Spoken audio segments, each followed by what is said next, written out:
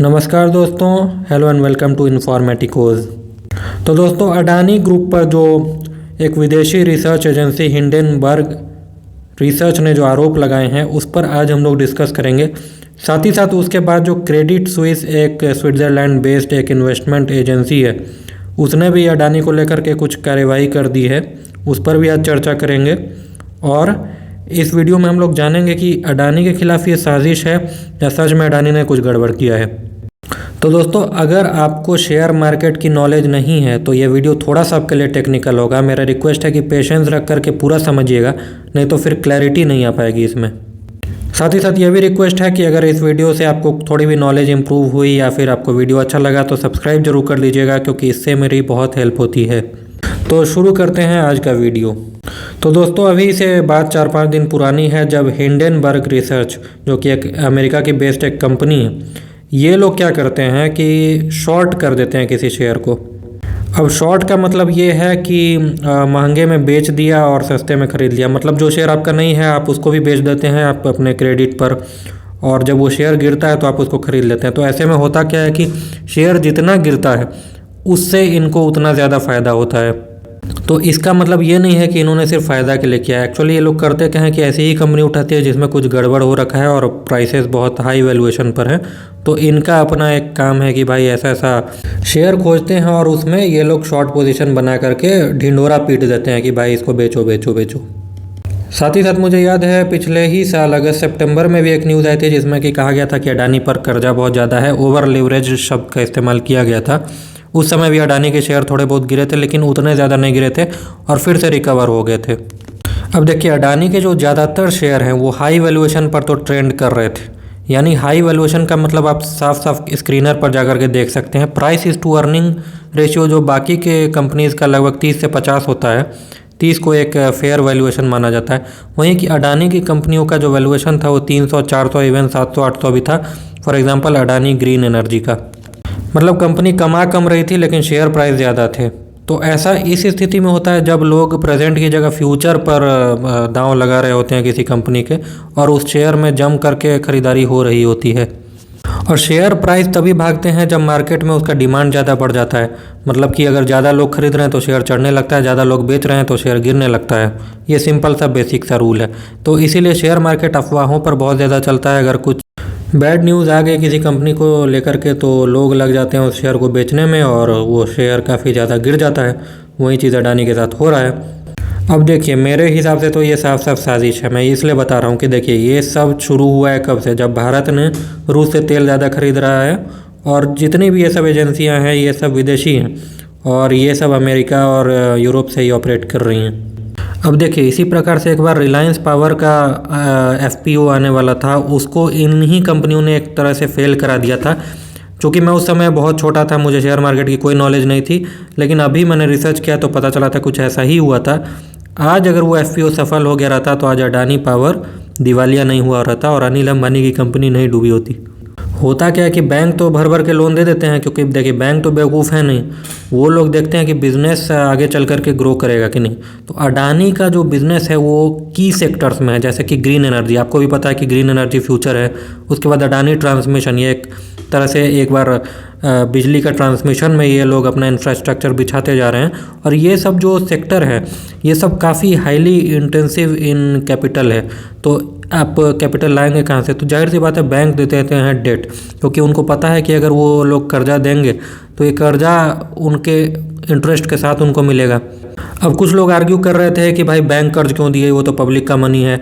तो देखिए दोस्तों, कर्ज से ही बैंक की कमाई होती है। कारण ये है कि जब हम लोग बैंक में अपना पैसा जा कर के जमा करते हैं तो हमें क्या मिलता है, 3-3.5% मिलता है सेविंग पे।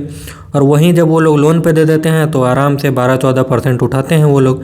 अगर ज़्यादा लॉन्ग टर्म का लोन है तो इवन 7-8% पे दे देते हैं। तो बीच में जो इन लोगों को बचता है 3-4%, ये बैंक की कमाई होती है। अगर बैंक लोन नहीं देगा तो कमाएगा कहाँ से, और हम लोग को क्या मिलेगा? घंटा। तो देखिए, इसमें कोई दो राय नहीं है कि अडानी पर कर्ज है, लेकिन आप ये भी देखिए कि बैंक किसी को कर्ज क्यों देता है? तभी देता है जब देखता है कि वहाँ से रिटर्न संभव है।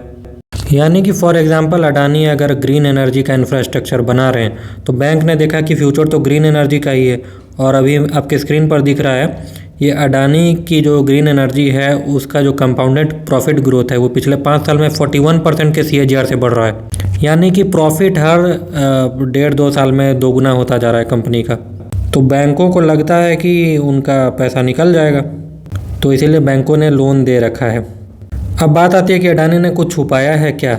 तो कुछ भी नहीं छुपाया है, क्योंकि जो भी शेयर मार्केट में लिस्टेड कंपनी है नियमानुसार उनको सब कुछ पब्लिक कर देना है स्टॉक एक्सचेंज पर, और ये आप स्क्रीनर पर जाकर के सारा उनका अडानी का डेट दे सकते हैं। कोई इसमें नई बात नहीं थी। नई बात यही थी कि जो अडानी का FPO आने वाला था जिससे वो कुछ हद तक अपना लोन चुकाते। अब फिर से लोग कहेंगे पब्लिक का पैसा है उससे लोन क्यों चुका रहे हैं? तो भाई ये चीज़ अडानी का मामला है, और वो लोग जो अडानी के शेयर में पैसा लगा रहे हैं सारा रिस्क जानते हुए उनका मामला है। इसमें हम लोग कौन होते हैं बोलने वाले कि पब्लिक का पैसा है? भाई मेरी मर्जी, मैं जिस कंपनी में लगाऊं। लेकिन डेलिबरेटली जब माहौल ख़राब कर दिया जाता है और तो लोगों में लिस्टिंग लॉस का डर बैठ जाता है तो लोग लगाते नहीं हैं। लेकिन अडानी के केस में उल्टा हुआ। इंस्टीट्यूशनल इन्वेस्टर, रिटेल को छोड़िए, ज़बरदस्त उसमें अडानी के शेयर में लगाया FPO में, और ये जो शेयर था 1.2 गुना ज़्यादा ओवर सब्सक्राइब हुआ। यानी कि अगर 100 शेयर था तो 120 शेयर के लिए एप्लीकेशन आ गए थे। लेकिन हिंडनबर्ग रिपोर्ट के बाद जब अडानी के शेयर संभलने लगे थे तो फिर से एक विदेशी एजेंसी ने आक्रमण कर दिया, वो है क्रेडिट स्विस। उसने सीधा सीधी कर दिया अडानी का जो भी बॉन्ड है उसको हम मानेंगे ही नहीं, क्योंकि हमको लगता है कि अडानी का पैसा वापस नहीं होने जा रहा है। तो फिर से आज अडानी के सारे शेयर धड़ाम होते चले गए। और उसके बाद क्या हुआ कि अडानी इंटरप्राइजेज जिसका कि FPO आया था, जिसकी कीमत 3,000 रुपये रखी गई थी। तो सोचिए कोई किसी ने 3,000 के FPO में पैसा लगाया था, और शेयर जो अडानी इंटरप्राइजेज का पहले से जो लिस्टेड है वो गिर करके आ गया 2100 पर। तो अडानी को क्या था? अडानी को तो पैसे मिल गए थे, और अडानी चाहते तो इस FPO को लिस्टिंग होने देते, लेकिन इससे हो जाता इन्वेस्टर्स का भारी भरकम नुकसान। क्योंकि जिस शेयर की कीमत गिर करके मार्केट में आ गई है 2100 रुपये, वो आपने 3,000 रुपये में उठा लिया है। लेकिन अडानी जी को देखिए, उन्होंने ऐसा किया कि इस FPO को कैंसिल कर दिया ताकि इन्वेस्टर का भरोसा उन पर लगातार कायम रहे। उन्होंने साफ ये संदेश दिया है कि इन्वेस्टर का पैसा किसी भी हद तक वो डूबने नहीं देंगे। और आपको मैं बता दूं कि अगस्त सितंबर के बाद से लगातार विदेशी एजेंसियां इस अडानी ग्रुप पर भिड़ चुकी हैं।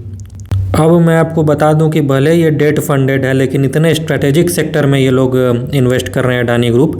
जैसे कि एयरपोर्ट्स पे सारा अडानी का होता जा रहा है। देखिए, अब कहने के लिए सरकारी एयरपोर्ट था, लेकिन अब जो भी हो प्राइवेटाइजेशन हो रहा है तो इसका फ़ायदा अब अडानी को हो रहा है। तो होगा कि जब भारत की इकोनॉमी बढ़ेगी तो आप एयरपोर्ट पे जाएंगे, वहाँ से फ़्लाइट पकड़ेंगे, तो जाहिर सी बात है कमाई अडानी की होगी। भारत का एक्सपोर्ट इंपोर्ट बढ़ेगा तो अडानी पोर्ट्स जो इनकी फ्लैगशिप कंपनीज़ में से एक है उसको फ़ायदा पहुंचेगा। और अडानी ग्रीन एनर्जी जो है वो ग्रीन एनर्जी में इन्वेस्ट कर रहा है, यानी कि फ्यूचर तो ग्रीन एनर्जी का है। तो एक तरह से ये लोग अच्छी खासी मोनोपोली भी बना रहे हैं। अब देखिए, आपको लग रहा होगा कि सारे पोर्ट ये लोग तो भारत में खरीद रहे हैं, ऐसा बिल्कुल भी नहीं है। विदेशों में भी अडानी जी पोर्ट खरीद रहे हैं। फॉर एग्जांपल अभी एक इजराइल में पोर्ट खरीदा है, और अजरबैजान में भी एक पोर्ट खरीदने की बात चल रही है। यानी कि अडानी जो है एग्रेसिवली भारत को पूरी दुनिया में एक्सपेंड कर रहे हैं। और आपको बता दूं कि एक UAE में भी इनका अच्छा खासा इन्वेस्टमेंट जा रहा है, जहां से हम लोगों को अच्छा खासा फॉरेक्स रिजर्व भी हमारा बढ़ने लगेगा। जब वहां से रिन्यूमरेशंस आने लगेंगे, वहां का प्रॉफिट आने लगेगा, तो जब सब कुछ सही है तो फिर अडानी जी के पीछे पड़ने का कारण क्या है इन विदेशी एजेंसियों का? तो देखिए, अडानी जी ने जो लोन उठाया है वो अपने कुछ शेयर को प्लेज कर दिया है, मतलब शेयर को गिरवी रख करके लोन उठाया है। मतलब कभी भी बैंक को अगर लगता है कि उसके पैसे नहीं चुकते हो पाएंगे तो वो अडानी के शेयर बेच करके अपना पैसा निकाल लेंगे। लेकिन हुआ क्या है कि जब आप शेयर को ज़बरदस्ती गिरा रहे हैं तो बैंक को होने लगेगा टेंशन। लेकिन फिर भी मुझे नहीं लगता कि घबराने वाली कोई बात है। अडानी के शेयर फिर से चढ़ जाएंगे, आप देखेंगे, क्योंकि सरकार का पूरा सपोर्ट है गौतम अडानी जी को। और गौतम अडानी जी को ही नहीं, सारे के सारे बिजनेस वर्ल्ड को जो कि कॉरपोरेट हैं, अच्छा खासा सपोर्ट सरकार का मिल रहा है, जो कि अच्छी बात है, क्योंकि जॉब्स भी तो यही लोग प्रोवाइड कर रहे हैं ना। सिंपल सी बात है, अगर आपको कोई बोलता है कि कॉरपोरेट चोर हैं, लुटेरे हैं, तो वो सीधा सीधी है झूठ बोल रहा है, क्योंकि कॉरपोरेट के बिना देश का हाल हो जाएगा पाकिस्तान जैसा। तो आपका क्या कहना है इस मुद्दे को लेकर के कमेंट में मुझे ज़रूर बताइएगा। साथ ही साथ इस चैनल को सब्सक्राइब कर लीजिएगा, लाइक करिए, कमेंट करिए और शेयर भी करिए। मिलते हैं अगले वीडियो में, तब तक के लिए धन्यवाद। जय हिंद, वंदे मातरम।